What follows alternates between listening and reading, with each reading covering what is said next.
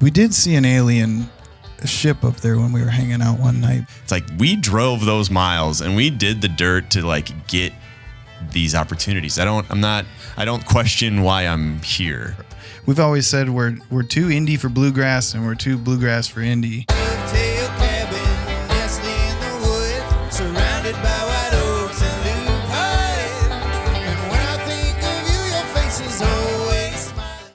All right, Last Revel. Thank you guys for making time to come in. Appreciate it. You got a big gig tonight. We will be quick here. Why don't we go around the horn and introduce yourself? Maybe one little snippet about where you're from.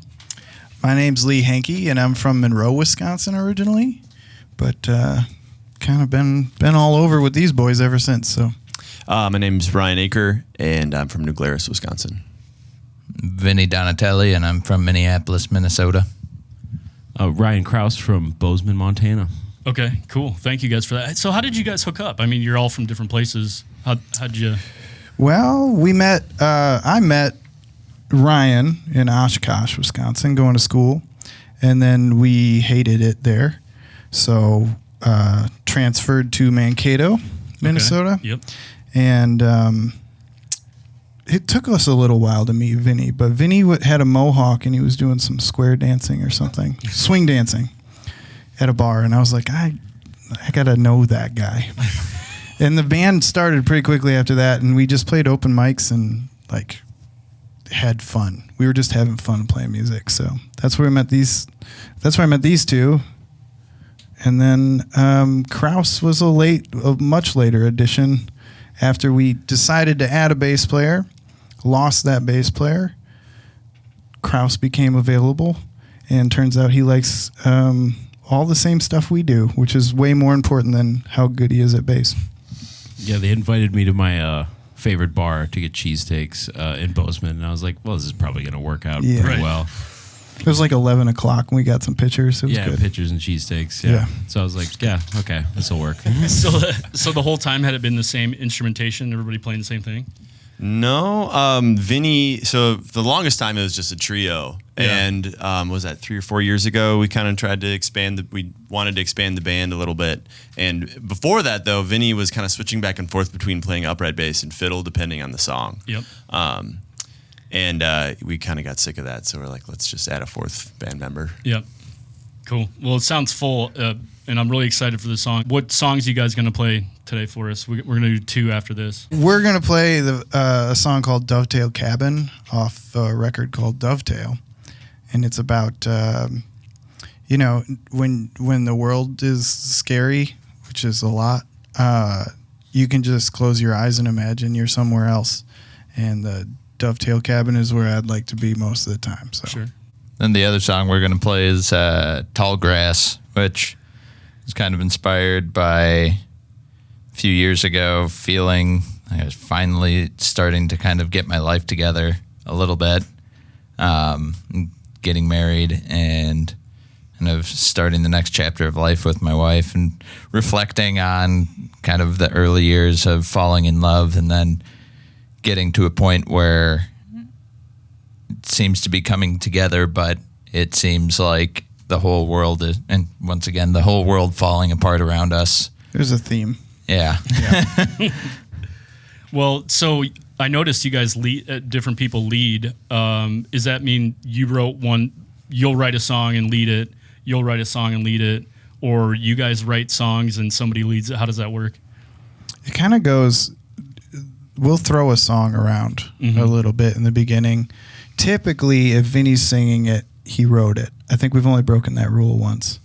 Yeah. And it's not a rule, but we've only broken that form once, yeah.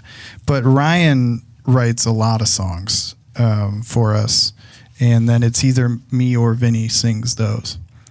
So we do throw it around. We always just want to try and serve the song with the best, and it's usually based on like harmony stacks.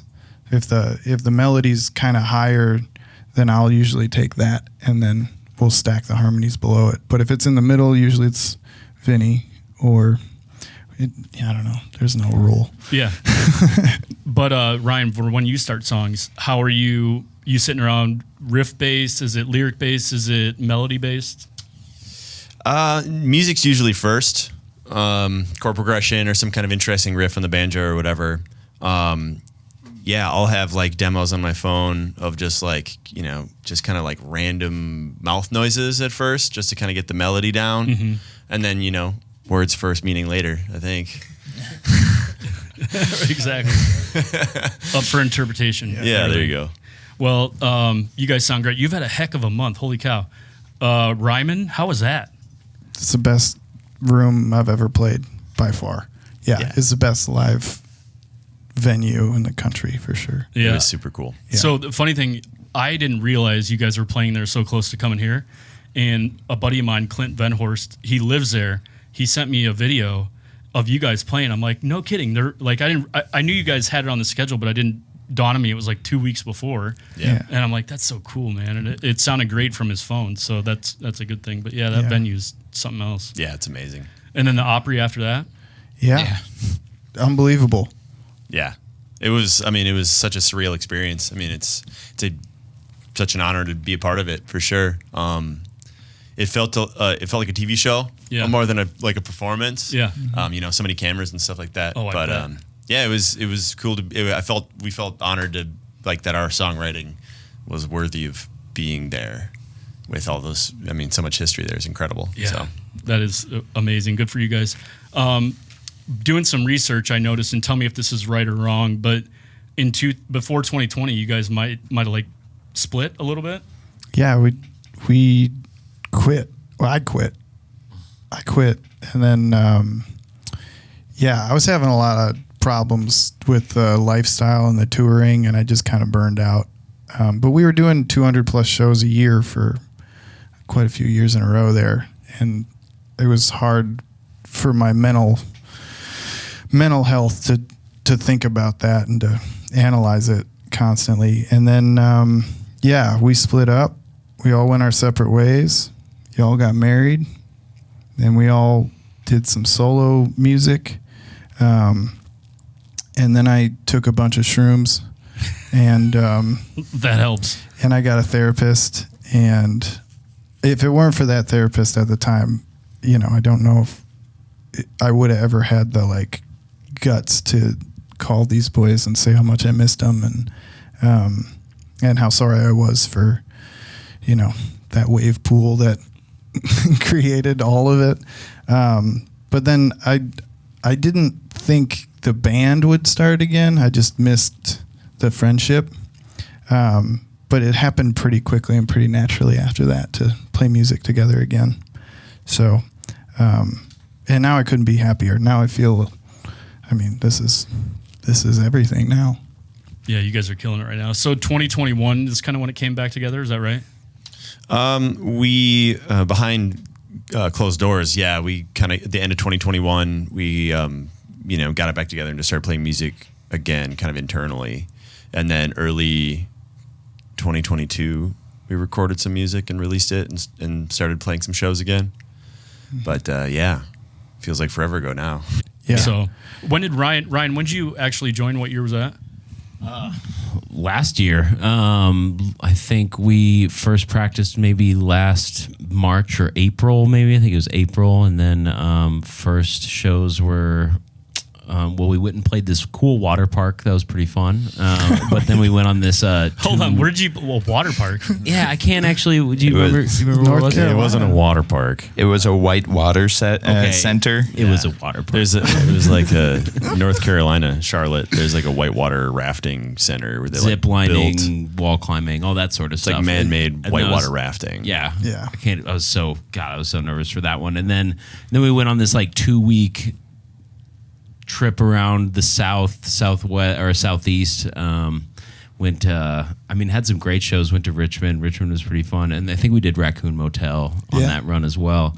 But also, went to Galax, Virginia, and played, sort of in the middle of nowhere a little bit. And it was a cool introduction to what this life was going to be like, because you never know what you're going to get, and sometimes you're playing an awesome show, and sometimes the green room has a used needle in it, and then sometimes you're In a popcorn factory. So yeah, in a popcorn factory. Sometimes you're in a music shop and a guy insists that you arm wrestle him, and there's all sorts of things. And I was like, wow, this is for me. Now it's confirmed. For sure. So did you do the whitewater rafting? They wouldn't let us. They wouldn't let us. We weren't allowed because we were working for them. They didn't want us to get hurt. Before we major played. liability. Yeah. You ever played? They weren't wrong. I would have definitely hurt Yeah. myself. Yeah. So tell me about the trajectory here. So like right now, obviously you guys are doing some amazing things. Was there a certain year or time period that you could tell things kind of like really ramped up for you? Was there an event that happened? No. It's been, I mean, from my perspective, I guess, it feels like it's been this very like slow, gradual increase. Right. There has not been like this happened and now holy smokes, we're off to the races. It's not ever been that. It's just kind of been this like very grassroots. I feel, and we've talked about this a lot, but like, this idea of like imposter syndrome for musicians is pretty common. And lately I have not been suffering from that because I feel like every fan we have and every opportunity we get, it's like we drove those miles and we did the dirt to like get these opportunities. I don't question why I'm here. You know what I mean? Yeah. I love that. I mean, that being said, it's been punctuated by some pretty highlight experiences. When we got back together, we not too long after got the opportunity to open for John Mayer as part of a fundraiser in Montana, and that was one such. I don't know, like we saw results of that in our career for sure, but it was just an experience where it's like, wow, it's on again. Okay. Did you get a chat with him at all on that? Briefly. A little bit, yeah. How's he? He's a nice guy. Yeah, really nice. Yeah, cool. And he was doing a great thing for the community, so it was pretty perfect. Yeah. There's a quote from him I cannot stop thinking about. He goes, "No genre will accept me." Oh, poor guy. I mean, Man, it must be tough to be John Mayer. I feel so bad for you, but it's kind of true. I don't even know what to classify him as, but I guess that's a good thing. He's not kind of like pigeonholed himself at all. Yeah. Just a real cool guy. That was always an issue for us. It's a good side tangent here where we've always said we're too indie for bluegrass and we're too bluegrass for indie. And yet we've gotten to play with kind of both sides. And that used to be really hard for us. Yeah. And now it's kind of it's like a pride thing. Yeah. Because we don't fit, we just do what we do. And we've got fans and people who love it and have like followed the band for over a decade. It's like, it's almost now the opposite where it's like, we don't want to fit into anything specific. Heck yeah. So You're unique. You're your own thing. It's like, hey, what does that band sound like? They sound like the Last Revel. that'd be great. yeah. I mean, rather than somebody being like, what do you guys sound like or what genre are you? The genre thing is every artist I have on here talks about it in the same way. They're like, they don't like it that everybody gets, pigeonholed into one genre. But at the same time, it's like, it's the only way brains can associate like a sound. Mm-hmm. Yeah. So it's good and bad. But at the same time, like, I love that answer is like, we're us. Yeah. Unique. Yeah. So you did the John Mayer thing, that kind of the miles on the road. That's another thing I wanted to bring up. Imagine this. Imagine you guys got together, you worked out a bunch of songs, hadn't really played a whole lot, hadn't been on the road for X amount of years, and then got thrown in the Ryman. How would that go? I would hate that. That'd have been scary. Yeah. For sure. I was going to agree with you. This like slow rise thing is another pride thing for me. It's like, how many floors have we slept on? How many like one room hotels have we shared? Too many. The amount of gas station food. And every like half, all the stories Krause was telling, that's that was 1 week. That was Right. It's been 12 months. Like all of those experiences have been so important to believing in yourself and like adding confidence. Because you're like, no, I did that. Anybody who complains about a hotel room now, I'm like, nope, we don't. Hotels are great. Hotels are amazing, dude. Wash your face in a bird bath in the morning, and then let's talk about the hotel room, Right. man. Well, the point of that question was kind of like, you've been prepared for these big things through your Yeah. road wear and road work and all that stuff. So, I mean, it's deserved for sure. And the imposter syndrome thing that comes up every interview, and I understand why, because everybody feels like I shouldn't be here. I don't deserve this. But from my point of view, for you guys, like, it's well deserved. And if you walk on stage, you probably do anyway with that confidence. Like, that's next level. And then you're on to the races because you've done the work. Whereas, I mean, you guys did one take of each song here. Sometimes and I can usually tell. Sometimes I'll do 2, maybe 3, and usually I can tell the ones that are less road time have to do more takes. Mm-hmm. Yeah. But it's awesome that, you guys are at a point where you can just roll in somewhere and hit everything right and do your thing and on to the next. So, Yeah. what else? So you recorded an album. You're in the middle of recording an album, or you're working on the songs? It's half recorded. We're going back in September to finish it up. And I'm hoping that like early 2027, we get the new record out. What studio? Well, studio? the band has some history of recording. Is this our third time going up there? This is the third record. We've recorded, now it's going to be 3 records at 4? Yeah, this is the fourth one. Shit. Fourth one. Fourth one up there. 4 records at, my parents have a remote cabin in the Upper Peninsula, Michigan. Whoa. And we hire some like engineer friends of ours to bring some like home studio gear up there. And yeah, we've recorded, I guess it's going to be 4 records at this place. Wow. Good for you. Yeah, it's been fun. It's fun to kind of like take yourself out of like a high quality studio situation, and it's just more relaxing. It kind of just fits more of our pace too. It's great. Yeah. Well, and think about like the costs of what you're saving than going into a studio and having to pay hourly or whatever they charge. That's helpful too. Yeah, That margin is destroyed by our beer consumption. But and sausages. yeah.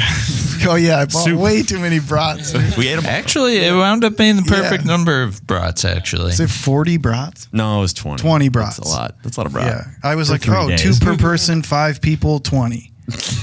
I don't know. Math. Anyway, yeah, we love it up there though. But It's the control, you have a ton of control too, because you can go back as much as you want. Do you do stuff on the road and send wave files and all that sometimes? Not really. Record at like home. studio stuff? Like if you want to overdub some, or maybe you want to throw another layer on, or No, not really. There'll be a couple of exceptions here and there, but for the most part, we try to just like get what we get while we're there, and then that's the record. Yeah. Kind of keep a parameter on it. It's like we've talked about it even with our instrumentation. It's like it kind of keeps you like this is as much as you can do with an acoustic guitar and a fiddle. And Yeah. it's like it kind of keeps you from overthinking something. 100%. And I feel the same way about recording at the cabin. It's like, well, we can't add a space echo because we didn't bring it. Right. So I've always liked that part of it. And then just the freedom of, if you're at a studio in a city or something, you're like, oh, you go get a bagel or something. But here it's like, oh, let's go fishing. Or, it's like, it's way more our speed. Well, So- and you might come up with some stuff out there, like in the wilderness or in nature. Like it allows you to think. Yeah, Yeah, definitely. absolutely. Hey, Scott, anything that you're curious with these guys? So when you're at the cabin, Fish has farmhouse where they go and they record their tracks. So like, Yeah. what's your Okie Paw ceremony? You guys drink beer and go on the boat, but you ever take some psychedelics and get a little weird? Like, Honestly, we've never gone up there with enough time to get weird. There's always we kind of have meals together. That's like our thing. Is like we always pause for a good dinner. We give enough time for coffee and chats or whatever needs to happen. We did see an alien ship up there when we were hanging out one night. That but was weird. that was pretty weird. Yeah.